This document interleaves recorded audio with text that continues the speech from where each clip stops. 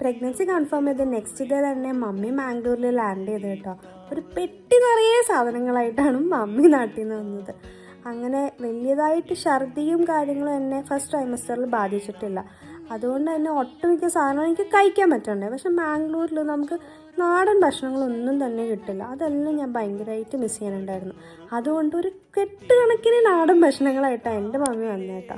And സത്യം പറയാലോ, മമ്മിയുടെ കയ്യിൽ നിന്ന് ഉണ്ടാക്കുന്ന ഭക്ഷണം പ്രഗ്നൻസി സമയത്ത് ഒരു പ്രത്യേക ടേസ്റ്റാണ്. വേറെ ഒന്നിനും തരാൻ പറ്റാത്തൊരു ടേസ്റ്റ്. ആൻഡ് ഞാൻ ആ സമയത്ത് ഏറ്റവും ആസ്വദിച്ച് കഴിച്ച ഭക്ഷണം മമ്മിയുടെ ഭക്ഷണം തന്നെയാണ് കേട്ടോ.